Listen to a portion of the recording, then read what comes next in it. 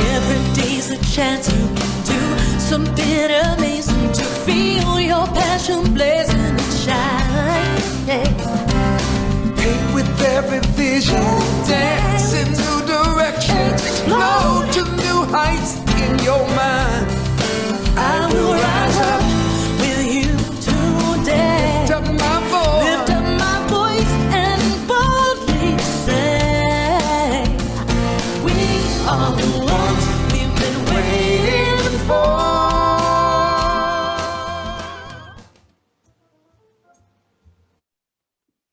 Hello, everyone, and welcome to AGNT Speaks. It is a delight to gather together today in consciousness. I am your host, Erin McCabe, and I come to you from Unity Village Chapel in Missouri at Unity headquarters.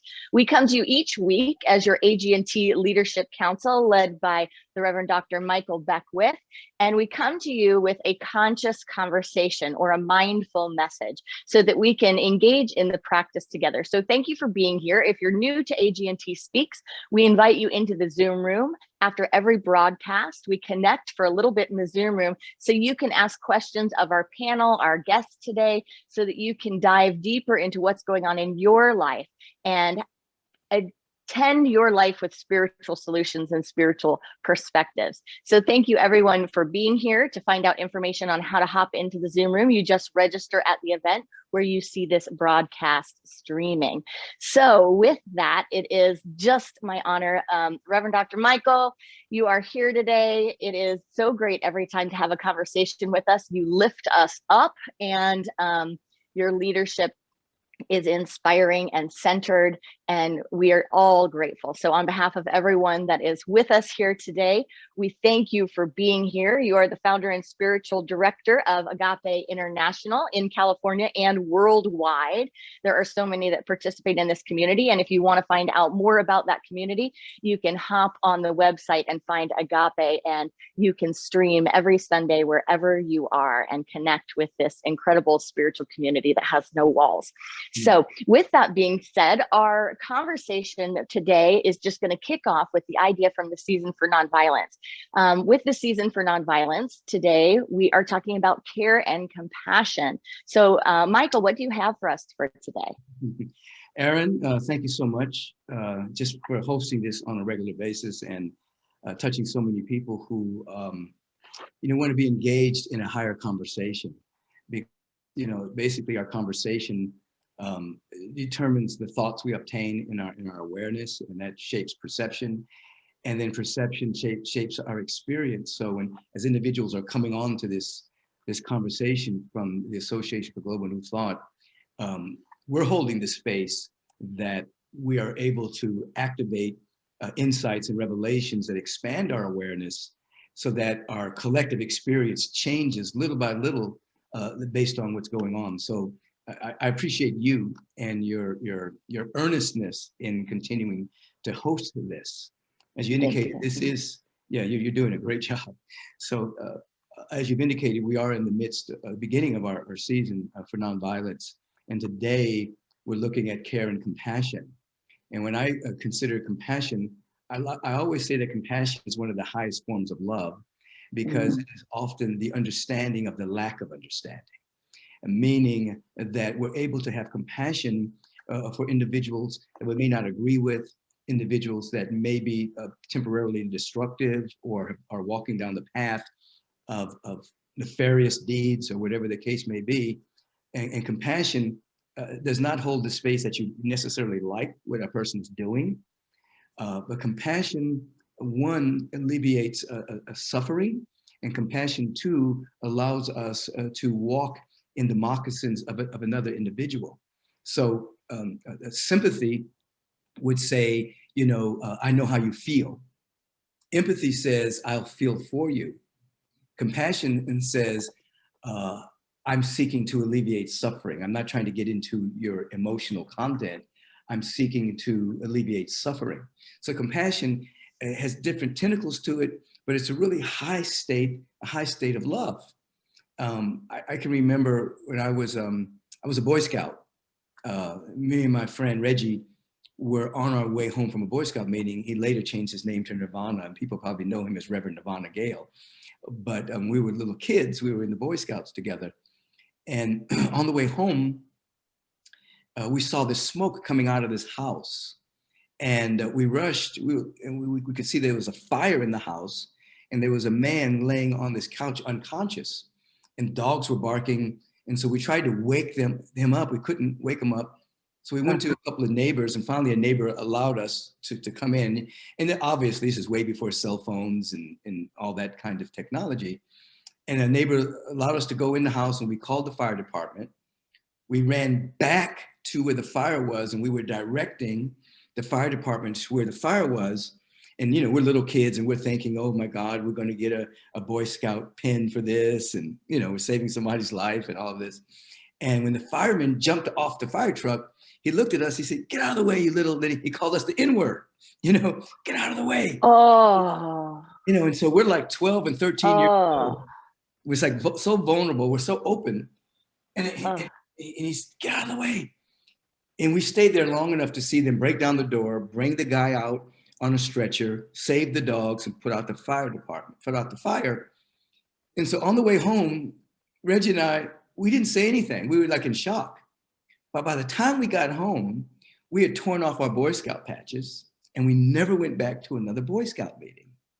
And it birthed within us this, like a fire of activism. Like we had to change the world some kind of way. First it was out of anger, we're 12, 13 years old, and then it grew. And so I can remember coming into spiritual teachings as a young adult, having a spiritual awakening. And obviously every path carries the vibration of forgiveness. And so I remember doing some forgiveness work, and then that fireman came into my awareness. And I did my forgiveness work and cleared my psyche, cleared my emotional body, cleared my mental body, so that my forgiveness was what I thought was complete. Fast forward a number of years later, I'm doing an intensive meditation retreat. I was in a program called BioCybernaut.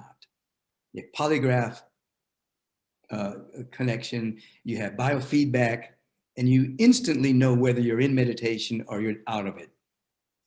And so about the 5th day, the facilitator says, okay, you guys have done good work. You know, just see if there's anybody you need to forgive, anybody needs to forgive you. So I close my eyes and I say, if there's anyone I need to forgive or anyone that needs to forgive me, please let them show up in my awareness. The fireman shows up. And I'm thinking to myself, I've forgiven this years ago. Why is he showing up in my psyche? And so I go in and I start to do forgiveness. I lift out of my body, and I'm in his body looking at the world the way he sees it. And I could see that his world was very, very small. It was bigoted, racist, homophobic, gender, he was a chauvinist. His world was really, really small. And so I could see the world that he was living in, and my heart burst with compassion. An individual that had to live his entire life in a bigoted, racist, sexist world was not happy. And so my forgiveness went deeper because I was able to walk a mile in his moccasins. So that compassion and forgiveness then carried for me in my teaching, not only the different steps that I use in forgiveness, but it also carries seeking to see how the other person is seeing life. How do they see life? How do they see the circumstance? Right. Again, you don't have to agree with it, but when you see it, if it's out of alignment with the fundamental harmony of the universe, compassion is born. So compassion has different layers. There's the loving kindness compassion where we want to alleviate suffering. There's the compassion where we have, like what I just described, is the understanding of a lack of understanding. So if someone is a hater, someone's a gossiper, someone is a criminal, you have compassion for their lack of understanding of how they're hurting people. So I think for those of us who are consciously growing and unfolding, we understand that compassion is not necessarily a sweet, syrupy, palliative, I'm a compassionate being. It's actually real work on the soul to actually understand someone's lack of understanding, to not move into hate or disinterest or cutting yourself off, but really inviting yourself to a deeper level of loving. So there's the alleviation of suffering, and then there's the understanding of the lack of understanding. And during a time of great polarization that we're all living through right now, we who are growing in the consciousness movement have to really invite that kind of compassion to be a part of our heart, so that we're not a part of the polarization. We're part of the unification, you see. Right. So I invite people to, as a practice, and you know this practice, to inwardly, as a conscious practice, to inwardly bow to the human beings that we pass by every single day, whether it's on the freeway, whether it's on the internet, whether in person. We inwardly bow to the Christ. We inwardly bow to the Buddha field. We inwardly bow to the presence of God within another. And that inward bow is not something we do. We don't create an affectation walking down the street, but it's just an inward recognition that divinity is within everyone. And it has nothing to do with agreeing with everyone. It has nothing to do with agreeing with someone's perception. It has something, you're coming into an alignment with right seeing, so that you're creating a frequency and a vibration of blessing everywhere you go, not just seeking to be blessed, but you're seeking to be a blessing vibrationally. And this is the kind of practice we have to really take on if, in fact, we're going to fill the newest sphere with caring and love and compassion, which are not sweet sentimentalities. They're actually the most powerful frequencies on the planet. But we have to be strong enough to hold those frequencies, regardless of what's happening on the planet, regardless of what people are doing, because that's the only way we're going to create a quantum leap. Quantum leap is leaping from one level of consciousness to another without a ladder. It's a quantum leap. You're actually leaping into a feeling tone, into an awareness without a ladder to get there. You're having a level of practice where you realize that when you get there is here, you see. But you're working your way to that. And without that, we're just basically seeking to have palliative, cover-ups rather than real transformation. Yeah. And so the beautiful thing about all of this is that, there's an old statement that used to be said in the churches, one with God is majority. But we know that in the quantum field, one with God is unanimous, because there's nothing outside of God. So that as we're all growing into this area, what's beautiful about it is that a thought that emerges from a field of unity is way more powerful and has a higher amplitude than a thought that's emerging from a field of separation. All thoughts are not equal. And that's what we're now seeing with biofeedback. We're seeing that with polygraph machines, that every thought is not an equal thought. They're not one-on-one. A thought that emerges from unity, from prayer, from meditation, from compassion, way more powerful than a thought that's emerging from a field of separation that's producing hate. So when more and more groups of people are coming together and doing loving compassion meditations, seeking to alleviate suffering, seeking to understand or walk in the shoes of someone else, that's flooding the mental atmosphere with frequencies that are way more powerful than the haters can even bring into manifestation. And then we start to see progress. We start to see the unfolding of our species. And as we're doing this, people may not be famous. No one may not know who an individual is. It may be someone just sitting in front of their altar, just working with bowing inwardly. I've always loved this statement by Dr. Howard Thurman, where he said, to say you love humanity is abstract, doesn't have a lot of meaning. Humanity has a face, humanity has a mouth, humanity has a body. You actually have to love humanity. You have to actually bow to the Christ within the individuals that you see, in agreement or not agreement, to make a difference on the planet. So in this season for nonviolence, I think we're all just being called to a higher order of practice, to alleviate a little bit of self-righteousness, where we know we're right. We know we're right. We know we're right. We know our point of view is correct. To alleviate a little bit of self-righteousness and to come into a level of compassion, caring, caring for ourselves, caring for others to the best of our ability, not becoming a martyr, but becoming each of us, masculine or feminine, becoming a sacred mother, mothering each other, mothering the earth, caretaking, taking that quality on, so that it becomes very difficult to be in hate or self-righteousness when you're taking on the quality of compassion and caretaking and mothering, and of course we don't want anyone to mistake this for being a doormat, or being a whipping post for anything. It means you become so powerful in your loving that you become impervious to the arrows and slings that come against you. And this is what I feel that Jesus meant when he said, to turn the cheek. It doesn't mean, turning the other cheek doesn't mean turning your face to get hit. It means you give one energy for another energy. Someone gives you one negative energy, you turn the other cheek, you give a higher energy back, Right. even if it's inside. So you're not playing at the level of the negation. You're playing at the level of the affirmation of life rather than the negation of life. And so on this day of Season for Nonviolence, I just want to offer that as a contemplation, as a practice, as a study point, Thank you. Thank you. And thank you for sharing your story, your life experience in such a way that really makes the practice clear. So that was really powerful. You're going into this idea that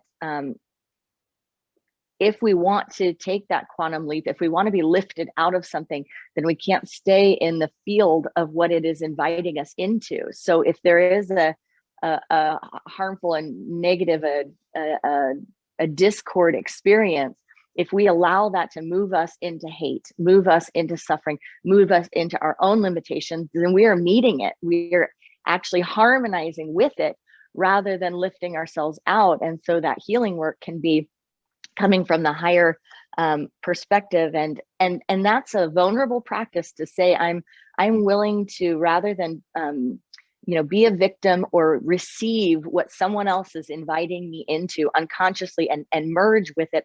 I am going to allow myself to dive into the pain of the other or dive into the limitation of the other so that I can see and open my compassionate heart for the healing. And then I can be a part of what I'm actually here to be creating and to be sharing and to be vibrating or expressing. So I think this message today is really gonna help others a lot, because there are enough invitations to just take a look at what we're feeling when we see things, and when we see things that make us angry or hurt, or we see things coming from limitation, negativity, closed-mindedness, separation, all of those things, we can just tune into ourselves, right? And say, now where am I? And what spiritual perspective of care and compassion or shifting my focus can help me instead open my heart to my true nature and bring that to everything. Absolutely. Wow, Michael. Yeah. Thank you. People also need to be aware that because love, even peace is the dynamic of harmonizing good. It's a quality all of its own. It's not an absence of conflict. It's actually an essence or a quality like love. And when we're vibrating at that level, then any energy that would come at us of a lower frequency, it becomes almost impossible to touch us. We've changed our vibrational address. Right. We're living there. Our vibrational address, our vibrational zip code is different. So though we may see it coming at us, it can't touch us because we're not there. Right. And what you're saying, you're not in it. You're not having a spiritual lobotomy. You're not pretending that it's not there, but you're not involved in it vibrationally. And again, this is why we call it a practice, so that you're actually practicing this until it becomes, second nature, until it becomes where you're living most of the time. And I think it's necessary for us to birth a kind and just global society, otherwise known as the beloved community. It's necessary that more and more people take that on as a practice. Yeah. And it really is, like you said, mothering energy, because, a mother is, a mother at its mothering best is not going to dive into a child's experience and battle with it or become like it, right? You're going to have a compassionate heart. You're also not going to ignore it and just belittle it, but you're going to, with compassion, see the struggle or see whatever it is, behold it with love, but you're going to be impervious to the conflict of it or anything like that. You open your compassionate heart and you see from another perspective, and you hold the space for love, and you hold the space for growth, and you hold the space for consciousness and all those things. So that really is a beautiful experiential way to kind of get into what would the mother do here? What would the divine mother do here? So thank you, Michael. We're all being asked to be divine mother right now. I think yes. To do it. Yes. That's so good, because the divine mother would look at, that person is my son. That person is whatever. And the heartbreak of a mother, if that's what your son or your daughter, whoever is going through, it's like, okay. And that just does, I get goosebumps. It just shifts us out of our ego self that, needs to be like really disgruntled with how things are. It shifts you out of that, going, what's my purpose here? I can play that game for a little bit, but let me add some good water to the mix. Let me be in the flow of life. Let me be a blessing. Yes, let me be a blessing. Well, what a beautiful discussion on care and compassion. We hope that this supports you in the season for nonviolence. And now we have some words from Michael that Barbara is going to let us hear. So thank you, and we'll be back in just a moment. Right now, that means they have a fear of the future. What you need to do right now is to stop and come into a sense of gratitude and thanksgiving for anything at all. And think about your loved ones and how much you love them. Now, when you come into that gratitude love factor, your body begins to produce oxytocin. Oxytocin takes you out of the fight and flight reaction and moves you into a higher state of awareness, where you're more susceptible to wisdom and guidance and making right choices in the moment. Anxiety and anxiousness deplete you, whereas gratitude and love, it completes you at a whole nother level. I teach people that since you have to wash your hands on a regular basis, as you're washing your hands, begin to say something to yourself like, I am protected and maintained and sustained by the presence that's never an absence. The presence of God, the presence of love, the presence of peace that's never an absence. So when you complete washing your hands, you have not allowed your mind to be hijacked by fear or worst case scenarios. Your mind has now become an avenue of great possibility and great opportunity. I love that, because when you're washing your hands, that is when you're thinking about, oh my gosh, I hope I don't have the virus on me. So that's a perfect way to combat the negative thoughts that might creep in when you're washing your hands. What message do you have of optimism leading into this weekend for people who are watching right now? Well, I want people to begin to ask the question, who do I want to be as I'm going through this particular, as the nation, as the world is going through this particular crisis? And when you begin to ask who you want to be, you'll remember that there's something within you that's actually greater than what's happening in the world. And you'll begin to grow into the person you want to be. We've discovered that as people have begun to ask this question, good deeds are springing up all over the place. People are putting notes on people's doors. I'm going to the grocery store. Can I shop for you? People are cooking for each other because they're now operating from a higher state of awareness rather than a debilitating fear, doubt, and worry awareness.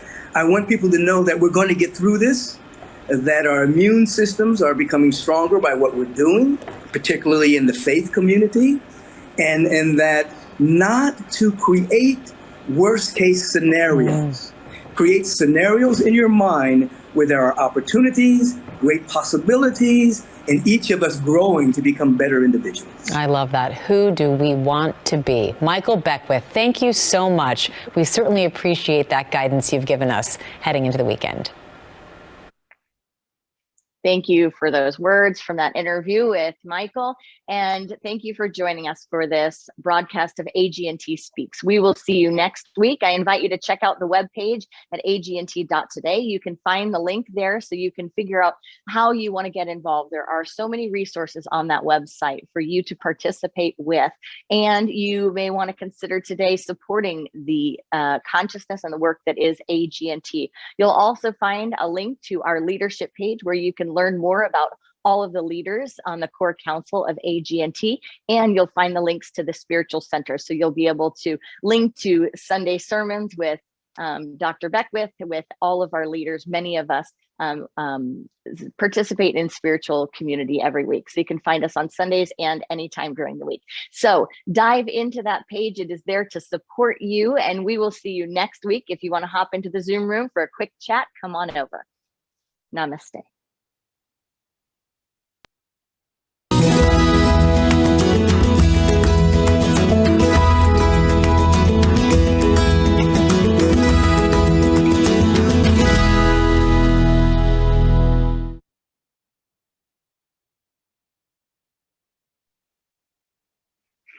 Hello, everyone. So we are offline now, I think, I hope, Barbara. Thank you so much, Michael. I mean, your story, gosh, I mean, it just made it, and especially like you being a young boy and then coming back as a man and having that experience, you just, I think, for me, brought me into, you know, just kind of the life impact that things have on us. And you can just like look at your life and go, like you said, can I be impervious? How do I create a consciousness that's impervious to it so I can be generating what I want to see rather than be, you know, kind of tossed around so much by what the opportunities are to have limitation and suffering and pain. Right, right. Oh. When I think about that particular experience, it really made my mind and Reggie, which became Nirvana, we became really sober. We really, it's like we grew up, you know, and not that we had racism before, but it was so violent in terms of the assault of the senses that we became, our conversations changed about what we were going to do in the world. And I can remember us laying on the lawn in front of my house looking up, and we would kind of had these conversations about how we weren't using this kind of language then, but you know, how we'd be change agents in the world. Yeah. And then when Dr. King was assassinated, that really opened us up to really wanting to make a difference on the planet. And ultimately that's what drove me to go to Morehouse College, because that was Dr. King's he was alumni of Morehouse College. So that's, you know, I was accepted to Brown University, I was accepted to other places, but I went to Morehouse because of Dr. King. And so when I look back on that particular day, not knowing what to do with all those emotions, there was anger at first. Oh yeah. As I matured, it became more of an impetus to make a difference, you know? Yeah. Right, right. Well, and it is, I mean, that the thing that the hero, you know, like, you know, talking about like the hero can be the one demonized and crucified. You know what I mean? Like that's a theme through, you know, kind of like the metaphysics of the human condition. And there you both were as these heroes, saving lives and stepping forward and being so amazing. And then the hero gets slashed. And then, you know, Martin Luther King, it's the same thing. Then you witness another hero that's standing for love, that's standing for everything. And that is a difficult part of the human condition that will either be used to shut people down entirely, or like you said, take your life on a power trajectory. And thank God for all of us that you took the power trajectory. So yay. Katherine, you're here. Thanks for being here. What do you have? Just to unmute herself. Thank you, Reverend Erin and Reverend Michael. It's so important for me to be here because I have made the decision to put God first in my life. I've studied for years with Reverend Michael, and I've met Erin, and this is the message that is so powerful. I'm facilitating classes every week on how to make a transformation. It's not about change anymore. It's about transformation. And we had an amazing discussion this morning about what do I have to give up to be this? Mhm. And how much fear there is in that. So I used an example. I said, for me, thinking that I was enlightened and I was a higher being, I used to think of people that, murderers or rapists or whatever. And I said, well, their punishment is being who they are. And I thought that was me being enlightened. Mhm. And today, my response to that is, I close my eyes and I say, I bring you love and the light of love to shine on your darkness. And may it be your greatest teacher. Yeah. And that takes me out of fixing anybody. Right. It just moves me closer into being what I want to be. Yes. And I can't even describe, because it says in Course in Miracles, Course of Love, and everywhere, that once this starts to happen, words no longer work. Right. Yeah. But it's such an amazing process. And the other thing that I'm learning lately, I'm trying to go quickly here, is in A Course in Miracles, I'm really looking at the giving up of attack. That, I say, I'm trying to demonstrate to people that I don't fear COVID. I don't focus on racism. I focus on the peace, the oneness in the world. I personally want to get to the point where I don't see a red dot on someone's forehead. I don't see a turban on their head. I don't see if they're dressed like Gandhi. That's not what I see. What I see is what you two were just talking about, is that Christ light. Yeah. But I don't have to be any of that to be a Christ light. Yeah. And Katherine, I'd invite you too to look at that, what you were just sharing about your epiphany and your awakening, and to look at it also to see, like, can you even move it further to say, I see the turban, I see the dot, and I see it all as magnificent. Well, so it's fabulous. Like, right. So it's like fabulous. Yes. You can see who someone is, and I love your differences. Yeah. Right. It's like that's exactly what I was going to say too. You embrace it all as a magnificent expression of great diversity. Yes. Right. Yeah. Right. Yes. Like here in Canada, we have feelings about the French, and wouldn't you know it, 3 of my most favorite people that have moved into my life in the last year are French. And we joke about, I said, that is so French and it's so delightful. And yeah, everybody has their particular ways of being in the world. And we just learn how to, as Gandhi would talk about, you go from learning to tolerate somebody to actually appreciate the difference. Love it. Yeah. Yes. Yeah. It works well in your marriage too, I'm finding. Well, and that's where the real wholeness and the real healing takes place, because otherwise we're saying to someone, I don't actually see who you are so that I can accept you, right? Exactly. Rather than saying, I see who you are and I celebrate you, like I value it. Yes. We are all here to be honored and valued in our wholeness and our uniqueness, right? And the more we can do that, the more we acknowledge the body of Christ. And that is what we are, is the body of Christ in expression. But that's absolutely true. I used to tell people, they would say, well, when I see you, I don't see color. I say, well, wait a minute. Okay.